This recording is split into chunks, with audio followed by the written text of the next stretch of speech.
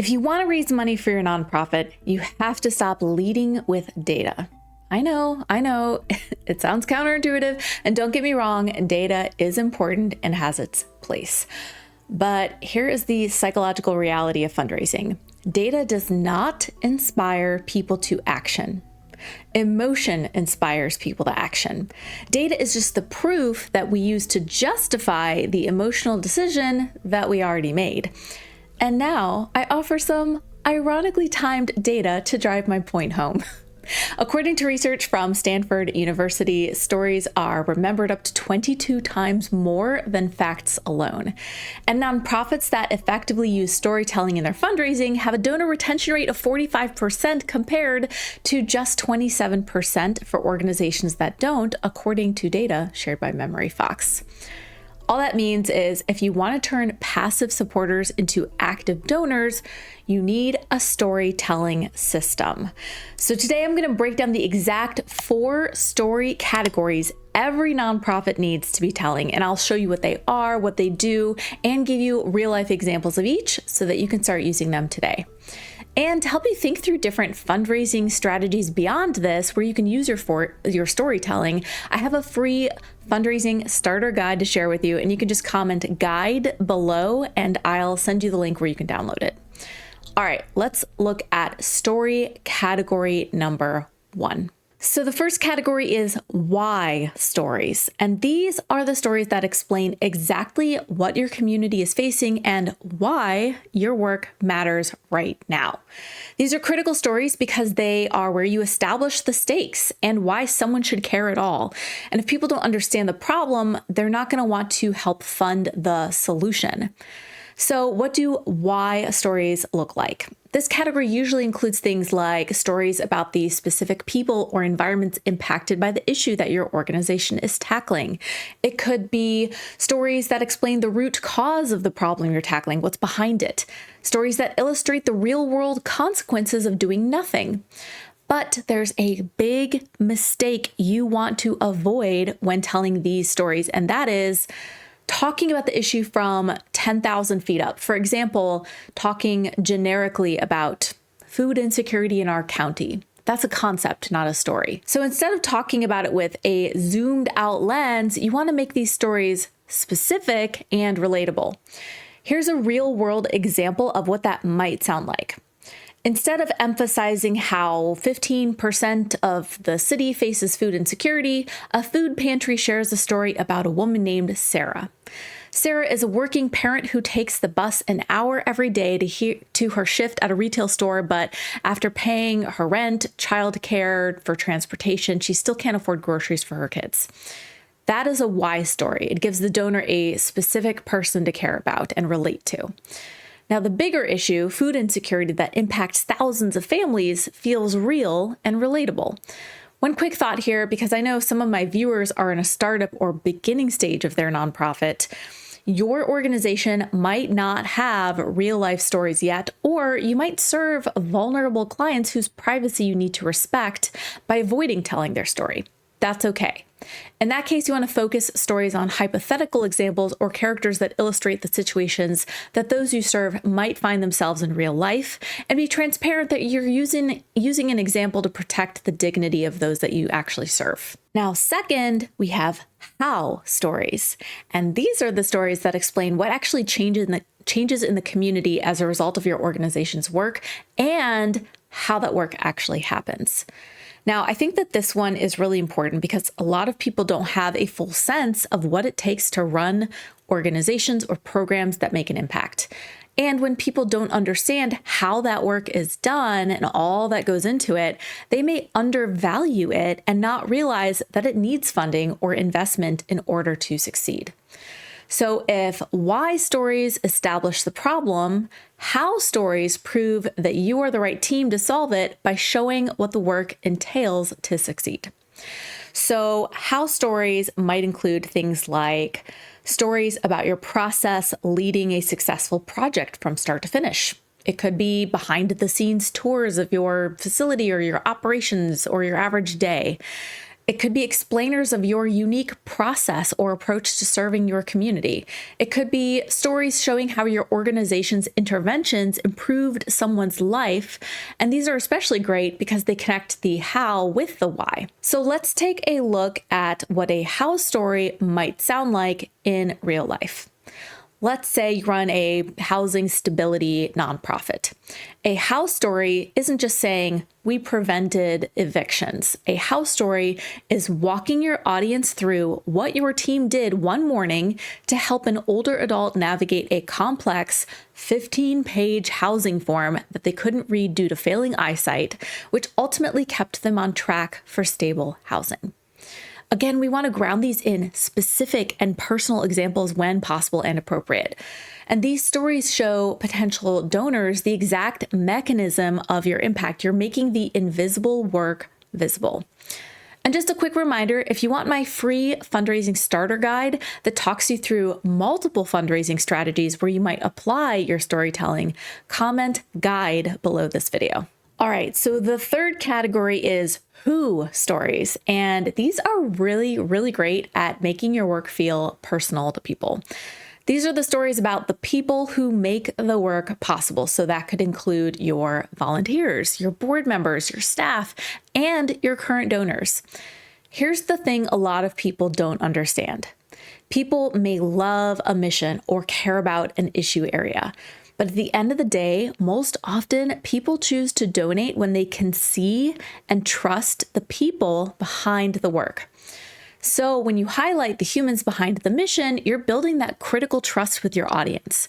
Your organization is no longer a faceless, mysterious entity, but led by people that potential supporters might meet hanging out in a coffee shop one day in their city. Who stories might include a spotlight on a star volunteer and why they show up every week, a day in the life of one of your frontline staff members. It could be showcasing a community partner and explaining why that partnership matters to your mission, and others. But here is something you got to avoid with this kind of storytelling. You don't want to make these stories bland or sounding like corporate bios. Nobody wants to read a LinkedIn summary about your board president's corporate career. No offense. You've got to make it personal, authentic, and maybe even quirky if your organization's brand has a sort of lighthearted vibe. So here's what that could possibly sound like in real life. Instead of just listing a staff member's credentials, share a story where that staff member explains the exact moment that keeps them going on the hardest days. Have them talk about the specific interaction with a client that reminded them why they took this job in the first place. That builds emotional resonance, and it gives your audience a someone to root for and support. And all of these stories are incomplete without our fourth and final category, what now stories. Now, these are the stories that clarify exactly what needs to happen next. These are your calls to action. You can't just tell a sad story and leave people hanging. You have to give them a way to help resolve the tension that you just created, something that they can do to help. So what now stories could include stories about upcoming opportunities to serve and why those specific roles matter. It could be updates on long-term projects and the exact resources needed to get them across the finish line. It could be direct funding appeals tied to a specific urgent need. What now stories are where you turn all of the emotional momentum built by sharing the other types of stories into concrete action. And a perfect what now story bridges the past success with the future need. Just like the others, they are specific and grounded in the personal, not the high level, not the conceptual. So here is a real life example of what this could sound like. 3 people helped make this outcome possible today. A volunteer driver who showed up at 6 a.m., a donor who funded the medical supplies, and a case manager who coordinated the support. But next week, we have 5 more families entering the program. And here is exactly where we need your help next. So in this story, you've provided concrete examples of what past action looked like and why it mattered. And now you're inviting the potential supporter to step in and become part of your cause's story. Now, in just a moment here, I'm going to share a few quick tips for how to start developing your stories. But before I do that, I want to take a moment to thank the sponsor of this video, Click and Pledge. Now, great storytelling leads to great fundraising, as we've discussed. But to raise money for your cause, you need a fundraising platform that has all the features that you need. Click and Pledge makes it easy for nonprofits to start their fundraising strong and scale it with confidence, and share your stories and empower your team to help raise money for your cause also. With Click and Pledge, you're going to get professional grade tools for super affordable startup level costs from day one. They've got customizable donation forms that you can plug right into your website with your stories. These forms are the foundation of your fundraising strategy. But Click and Pledge also has a number of other tools included in their affordable flat monthly costs that you can use as your nonprofit grows. Things like in-person and peer-to-peer fundraising features, video fundraising, great for storytelling, with donation links embedded right in the videos, text to give tools, donor management, Salesforce, and other integrations, all included with no contracts or surprise add-on fees. Now, unlike some platforms that increase your fees as you grow, Click and Pledge pricing stays the same whether you have 10 donors or 10,000. So you can use the QR code and link in the description to check out Click and Pledge, book a demo, and get your first $25 monthly fee waived.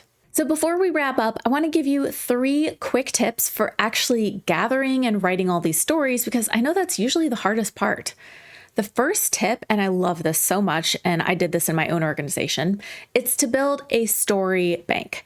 You don't want to wait until you need to write an email, letter, or social media appeal to start looking for the right story. You want to create a simple shared document or form where your team, your staff, your volunteers can drop brief notes about a great moment in the day that happened to create this collection of stories, your story bank.